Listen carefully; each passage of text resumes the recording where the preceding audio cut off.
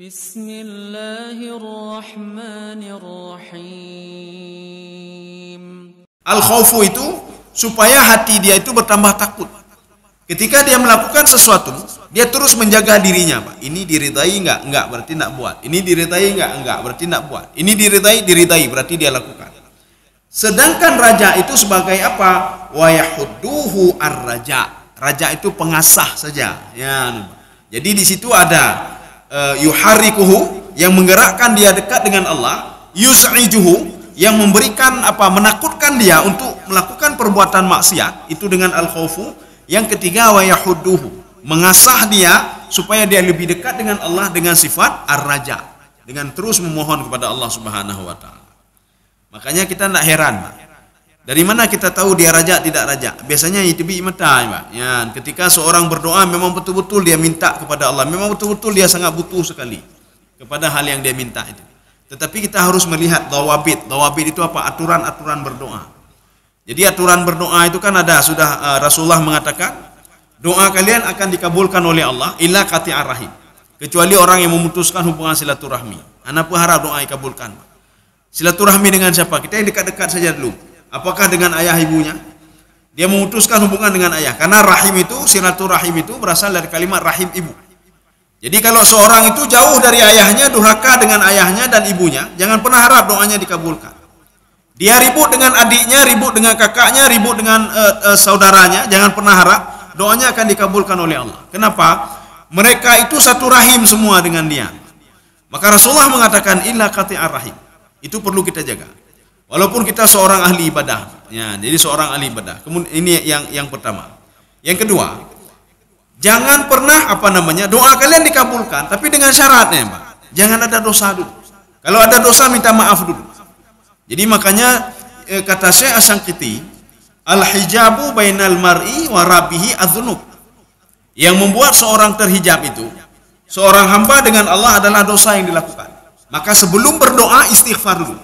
Astagfirullah. Astagfirullah. Saya minta maaf ya Allah. Astagfirullah. Terus astagfirullah. Setelah itu baru kita mohon kepada Allah Subhanahu wa taala. Atau paling enggak yang pertama sekali kita memuji Allah. Itu kan etika berdoa. Alhamdulillahilladzi hamdan yuwafi ni'amahu wa yukafi'u mazidah. Maka jangan pernah harap, kata Rasulullah, seorang yang berdosa itu dia minta maaf kepada Allah sedangkan dosa itu masih ada sama dia. Kita minta rezeki, ya Allah berikan rezeki. Bagaimana mau diberikan rezeki yang berkah oleh Allah? Kalau kita masih korupsi, tinggalkan dulu korupsi itu.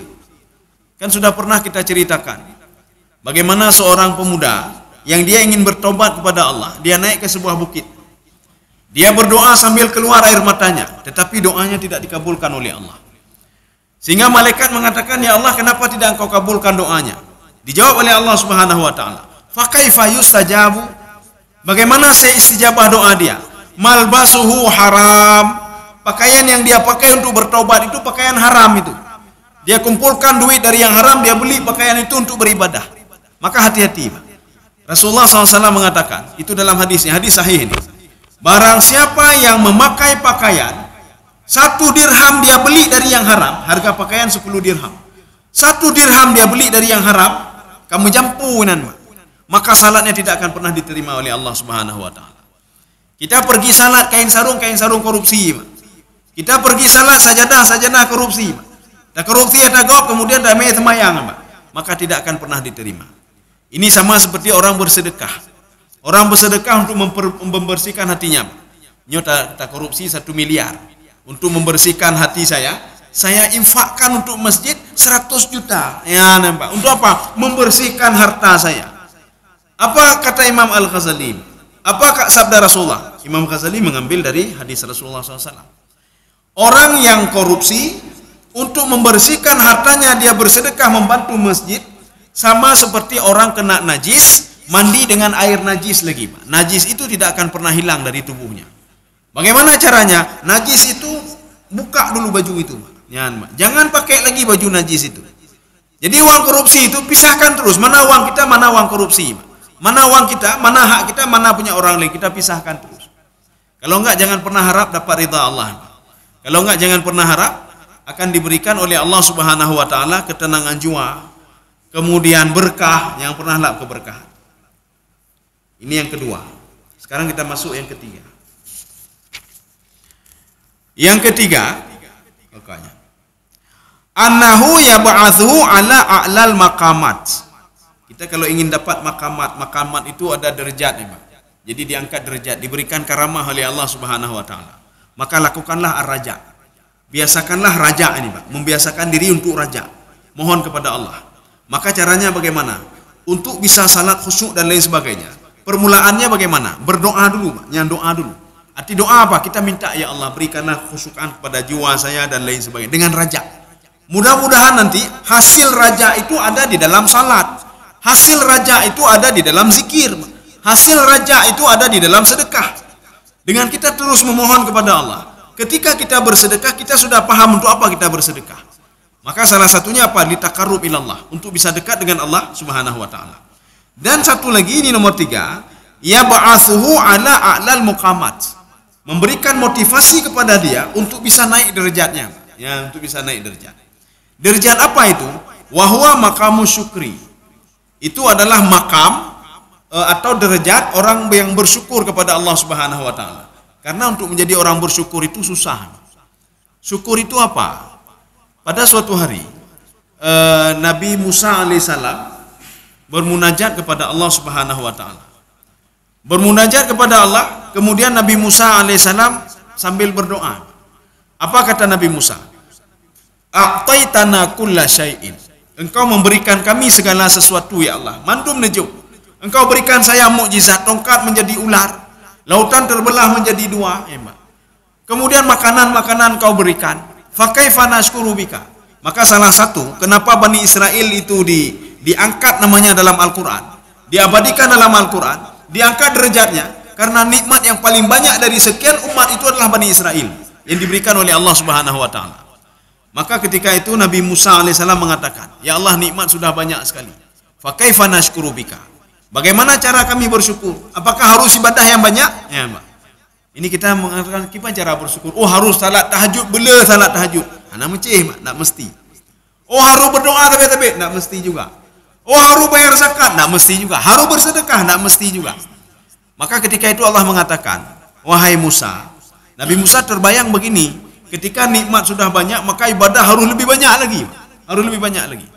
Rupanya Allah mengatakan begini. Ya Musa, innal abda ya'rifu anna ni'mata minni faqad syakara. Seorang hamba yang dia tahu nikmat itu berasal dariku, dia sudah bersyukur. Ya, nembak. Dia sudah bersyukur. Makanya ketika kita diberikan nikmat anak, alhamdulillah, terima kasih ya Allah. Ingat ke Allah, itu sudah bersyukur, Mas. Kita hari ini diberikan ketenangan jiwa, alhamdulillah. Dia teringat ke Allah, sudah bersyukur. Teringat saja kepadaku, kata Allah, dia sudah bersyukur. Ketika padinya panen, teringat saja, alhamdulillah, dia sudah bersyukur. Walaupun dia belum membayar zakat, tapi dia sudah bersyukur kepadaku, kata Allah Subhanahu wa taala. Sekarang masalahnya, metingat, pitang ke Allah, metingatan. Ketika nanti padinya sudah panen, apa kata dia? Ya, ini kan gara-gara saya ini. Ya, Mbak, ada hubungan dengan orang lain. Kamu lain. Makanya untuk sifat syukur itu dalam diri kita itu susah. Makanya kita ketika ada doa Rasulullah yang Rasulullah ajarkan kepada Mu'az bin Jabal supaya terus menjadi orang yang bersyukur. Kenapa? Di dalam Al-Quran disebutkan, wa qalilun min ibadiyah syakur. Sedikit hambaku yang teringat kepadaku, sedikit hambaku yang bersyukur kepadaku. Bagaimana doa yang Rasulullah ajarkan kepada Mu'az bin Jabal?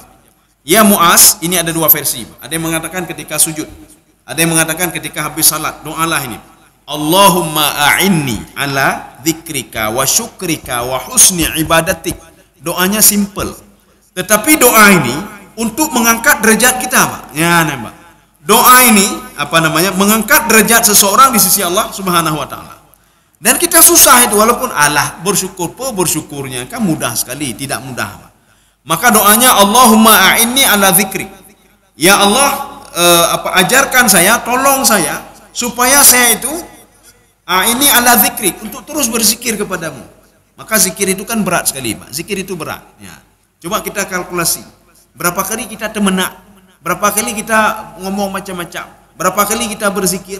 Berapa kali kita diam? Maka zikir itu kalau kita lihat di dalam ininya akan rendah, Pak. Ya, tabelnya itu akan rendah kalau dibandingkan dengan temenak. Lam thiuro padunggo tak menak 24 jam. Lam thiuro padunggo kita ngomong baik-baik. Dalam satu hari berapa kali kita ngomong jorok? Dalam satu hari berapa kali kita berzikir? Maka zikir itu rendah sekali. Maka kita minta kepada Allah, Allahumma a'inni. Ya Allah tolong saya ya Allah. Ini doa yang diajarkan Rasulullah kepada Mu'az. Padahal Mu'az itu seorang ahli ibadah. Mu'az itu seorang ahli ibadah, urung carang lembah. Hana pernah semaji, Pak. Cuma Rasulullah khawatir nanti Mu'az ketika sampai ke Yaman dia lupa diri, Pak. Dia lupa diri.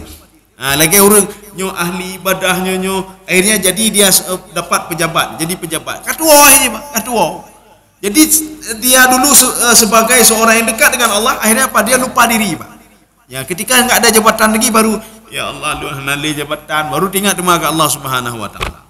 Allahumma a'inni ala dzikrika wa syukrika, dan ajarkan saya, tolong saya untuk terus bersyukur kepada Engkau ya Allah. Wa husni ibadati, dan menjadi hamba yang baik. Ya, kan kita hamba yang baik ini.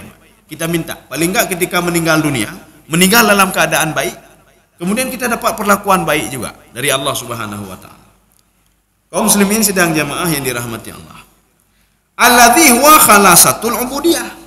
Syukur itu apa? Itu akhir daripada ibadah itu syukur sebenarnya, Pak. Rasa terima kasih. Maka kita salat itu sebagai rasa terima kasih kepada Allah. Nak sanggup membalas yang sudah Allah berikan kepada kita dengan ibadah salat, hansib. Kita dengan bayar zakat, hansib. Bagaimana Allah Subhanahu wa taala ketika kita di alam roh diberikan nikmat. Dalam kandungan coba perhatikan. Mungkin kalau dokter lebih tahu lagi, Pak. Bagaimana bayi nyaman sekali tinggal di dalam rahim ibunya. Dia nyaman sekali, Pak. Nyaman sekali dalam air ketuban itu. Itu Allah mengatakan faqaddarna fa ni'mal qadirun. Nikmat saya berikan itu, kata Allah. Kalau saya tidak berikan nikmat, kangop lamnya. Kabu, Pak. Ya, tenggelam dia dalam air ketuban itu. Tapi ini tidak. Makanan saya berikan, semua saya berikan. Ya, ketika di dunia diberikan nikmat juga oleh Allah Subhanahu wa taala. Diberikan nikmat. Ketika mati diberikan nikmat juga. Maka mati itu sebuah kenikmatan juga. Jangan kita pikir macam-macam, Pak. Mati itu kenikmatan. Banyak orang yang paham mati itu hakikat mati, maka dia minta kepada Allah, "Bebagah mati lu ya Allah." Ya, nembak maka mati dalam tanda kutipnya. Artinya bukan untuk penyesalan, tidak. Artinya ya Allah nyo bebagah mati lu, karena ada dua doa yang dibolehkan oleh Allah. Yang pertama, ya Allah kalau hidup saya masih bermanfaat. Ini dia sedang sakit. Kalau hidup saya bermanfaat, ya, maka berkahilah umur saya. Arti berkahi umur apa? Sembuhkan saya supaya saya bisa beribadah. Doa yang kedua, ya Allah kalau saya seandainya sembuh ini tidak ada manfaat sama orang lain, cuma bertambah dosa saja, matikan saya saja ya Allah. Yang tidak boleh doa yang ketiga. Ketika seorang sedang sakit, berdoa kepada Allah, ya Allah cukup sengsara kata kitnya. Sudah seminggu sengsara kali saya ya Allah. Ini sudah diamputasi kaki, sudah ini lagi sengsara. Matikan saya ya Allah. Ini putus asa namanya. Doa yang ketiga yang tidak dibolehkan oleh Allah Subhanahu wa taala. Kaum muslimin sedang jamaah yang dirahmati Allah. Jadi artinya apa? Inti ibadah itu sebenarnya untuk menjadi hamba yang bersyukur. Ya, contoh. Kalau kita pulang ke rumah, jumpa sama orang tua. Bu, berapa biaya ibu besarkan saya dulu? Berapa biaya saya berada dalam kandungan? Saya bayar sekarang. Belum bayar, you know. Saya 9 bulan dalam kandungan. Sebulan berapa, Bu? Saya bayar, Bu. Ketika saya masih kecil, Ibu mandikan saya berapa, Bu? Saya bayar, Bu. Ya, pegah ibu, mak pegah. Oh, hanayung ngempeng, hanayung ngempeng. Kalau saya marah kepada kamu, sudah saya matikan kamu dalam kandungan ini. Ya, Pak. Jadi artinya apa? Maka Allah mengatakan aniskurli wali walidaika. Bersyukurlah kepadaku dan bersyukurlah kepada kedua orang tuamu. Tetapi kalau kita datang ke rumah, kita pulang ke rumah, kita bawa satu sirup saja, bawa sirup namanya, Pak, yang namanya sirup. Tadi duit tadi hanya mempan tadi duit, Pak. Ini duit untuk mengganti apa yang sudah ibu lakukan kepada saya. Ibu membesarkan saya di dalam kandungan 9 bulan. Ibu besarkan saya ketika kecil, ibu sekolahkan saya, ini duit semuanya. Ibu ibu hansibnya, Pak. Enggak cukup. Kita bawa berapapun ibu mengatakan tidak cukup, nak. Enggak cukup, nak. Sehingga kamu besar seperti ini. Tapi coba bawa sirup saja, Bu. Sirupnya hanayung ngempeng no. Sirup harga cuma berapa? 5.000. Coba kunjungi orang tua. Seminggu sekali kunjungi. Begitu senangnya orang tua itu. Bukan gara-gara sirup, Mbak. Bukan gara-gara sirup. Gara-gara apa? Anak masih kenal sama orang tuanya. Inilah namanya syukur. Ya, Mbak. syukur itu teringat. Seorang anak teringat saja kepada orang tuanya begitu senang luar biasa. Bukan disirupnya. Maka ketika kita datang, alhamdulillah anak lu mentan tinggal ke lu, nyan, ni tahu lu. Walaupun dah jadi bulan 3 mentan tinggal ke lu anak lu, nyan. Begitu pula kita beribadah kepada Allah. Allah tidak butuh ibadah kita. Orang tua enggak butuh kepada sirup yang kita bawa. Hanya butuh kepada zakah yang tamai, Pak. Tapi butuh apa? Seorang anak masih teringat pada orang tuanya. Seorang hamba masih teringat kepada Allah, Allah cukup senang sekali. Sehari 5 kali, Pak. Getemayang, kecaudu le, getemayang le kanya. Luar biasa hambaku ini, teringat selalu kepadaku. Apalagi kita tambah dengan berzikir lagi, Pak. Apalagi kita tambah dengan bersedekah. Apalagi kita tambah dengan bangun malam. Apalagi kita tambah dengan bayar zakat, kewajiban. Apalagi kita tambah dengan umrah, kita naik haji dan lain sebagainya. Ya. Kaum muslimin sedang jamaah yang dirahmati Allah. Sudah, ini berarti yang ketiga. Sekarang yang keempat. Yang keempat, annar raja yatrahuhu ala atbatil mahabbah. Ya, makanya tadi kan terkait tiga-tiga tadi, Pak. Al-hubbu, cinta kepada Allah. Ar-raja, mengharap sesuatu kepada Allah dengan sepenuh hati. Al-khaufu, takut kepada Allah Subhanahu wa taala. Jadi artinya bukan takut kepada orang lain. Raja ini yab'atsu yatrahuhu ala atabatil mahabbah. Jadi membuat dia itu lebih cinta lagi kepada Allah Subhanahu wa taala. Kalau ada masalah, cak wudu, ya Allah nak tolong lu ni Allah ya. Selalu dekat dengan Allah. Ya. Ini sama seperti seorang anak yang sudah dekat sekali dengan kedua orang tuanya. Apapun, maka kenapa anak itu menangis memanggil orang tuanya, Pak? Ya. Kalau anak memanggil pembantunya, berarti dia cinta sama pembantu, Pak. Coba lihat anak ketika menangis. Waktu dia menangis manggil ayah, berarti dia cinta sama ayahnya, Pak. Mak, berarti dia lebih dekat sama mamaknya. Tapi kalau pembantu yang dia panggil, berarti dia dekat dengan pembantunya, Pak. Coba perhatikan anak-anak itu, Pak. Nyampe dia ni lengkai mu, pembantu uruh aju. Dia dekat dengan pembantunya. Ya. Makanya raja itu membuat seseorang lebih cinta kepada Allah Subhanahu wa taala. Ada masalah anak pun duk lapor ba Allah ndik. Ya. Makanya seorang anak ndik, enggak apa-apa ndik, saya lapor sama ayah saya lapor sama ibu saya. Berarti dia dekat dengan ayah dan ibunya. Tapi kalau anak ini mengatakan, saya lapor sama pembantu saya, berarti dia lebih dekat dengan pembantunya. Ya, namanya. Kaum muslimin sedang jemaah yang dirahmati Allah Subhanahu wa taala. Okanya. Yatrahuhu ala atabatil mahabbah. Jadi untuk menambah cinta dia kepada Allah Subhanahu wa taala, maka dia raja. Onyo na masalah na problem, ana pun bangun tengah malam, mohon dan berdoa kepada Allah. Oh, ini ada problem, enggak apa-apa, berzikir turun untuk ketenangan jiwa. Saya jiwa sedang susah, enggak apa-apa, nanti saya minta tolong kepada Allah. Ya, ini anak saya sakit, bagaimana? Saya minta tolong kepada Allah. Ya, makanya dibolehkan seseorang itu ketika berdoa bertawasul dengan amal ibadahnya, Pak. Itu dibolehkan. Ya, dibolehkan bagaimana? Ada seorang ibu, ya, suaminya sakit terus, enggak pernah sembuh-sembuh. Jadi kemarin itu ngomong ke saya begini, ini bagi pancara lelin tolong, anak boleh-boleh, anak boleh-boleh. Jadi ibu apa yang ibu lakukan? Saya bersedekah, tetapi tidak ada niat apa-apa. Tidak ada niat apa-apa. Sedekah cuma niat. Ibu salah, ibu. Coba ibu bersedekah, ibu bertawasul dengan sedekah itu untuk kesembuhan suami ibu. Itu pernah dilakukan oleh beberapa orang pemuda di dalam kitab Riyadhus Shalihin. Coba ibu lakukan. Maka sedekah ibu tidak sia-sia. Jadi artinya apa? Ibu bisa bersedekah, ibu raja kepada Allah, mohon kepada Allah. Jadi bagaimana caranya? Ini seperti ada dalam kitab Riyadhus Shalihin. Ada 3 orang pemuda yang terjebak di dalam gua.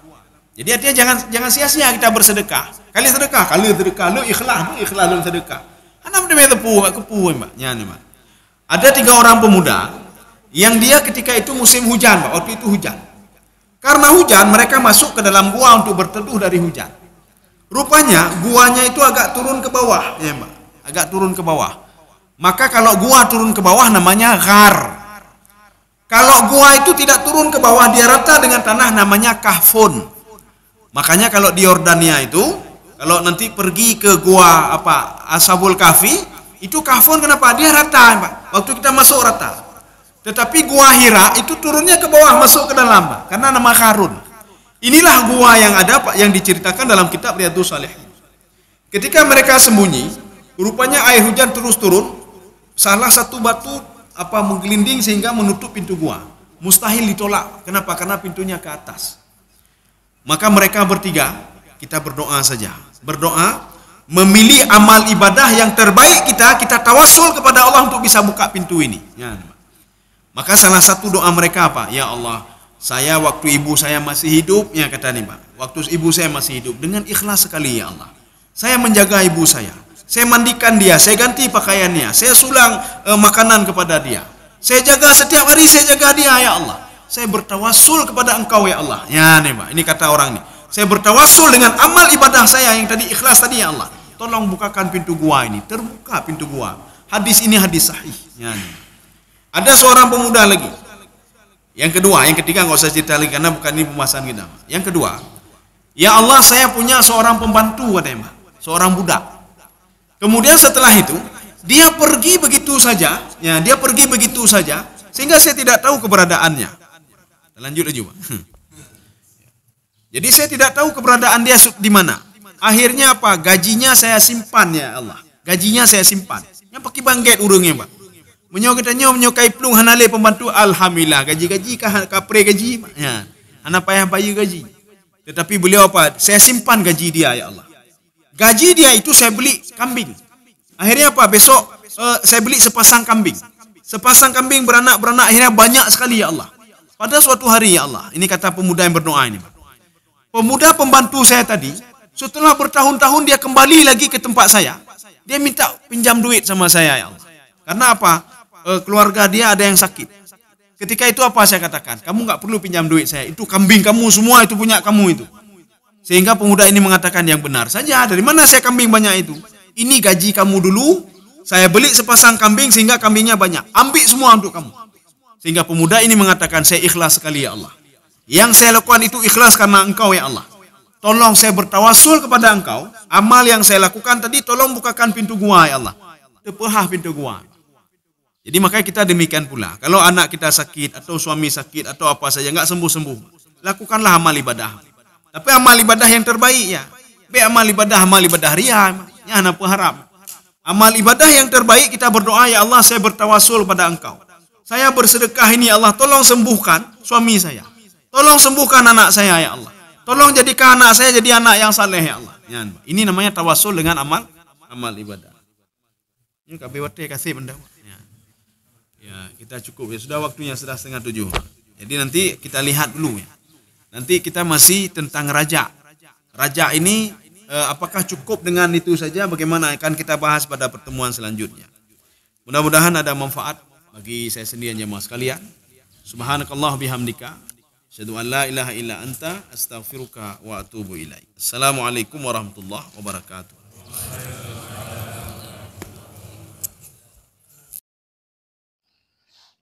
Terima kasih.